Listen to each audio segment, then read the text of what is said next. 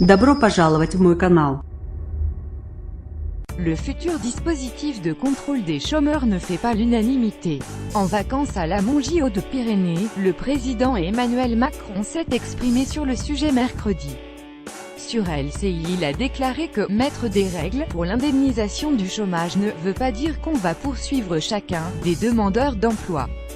Emmanuel Macron a estimé que le contrôle des chômeurs était normal et ne présentait rien de choquant sans pour autant que ces règles signifient poursuivre chacun.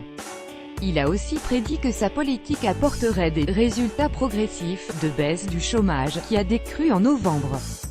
Lire aussi plus grand que en novembre, le chômage a baissé de 0,8%. S'il n'y a pas de règles, les choses ne peuvent pas avancer, mais mettre des règles, ça ne veut pas dire qu'on va poursuivre chacun ou qu'il y a une suspicion derrière chacun. Les quelques-uns qui abusent des règles, c'est normal qu'ils soient contrôlés, voilà. Donc il ne faut tomber dans aucun raccourci, a déclaré le chef de l'État. Il y a une indemnisation, mais il faut s'assurer que chacun cherche l'emploi qui peut être offert et que quand un emploi correspond à ses compétences il le prend. C'est normal, il est n'y a rien de choquant, c'est ce que font tous les pays qui nous entourent, je crois qu'il y a un fort consensus autour de ça, a ajouté le président, qui souligne que ce sont des règles annoncées dans la campagne présidentielle, mais il ne faut tomber dans aucun raccourci. Je n'accepte aucun discours qui consiste à réduire les femmes et hommes au chômage à des gens qui frauderaient, ce n'est pas vrai.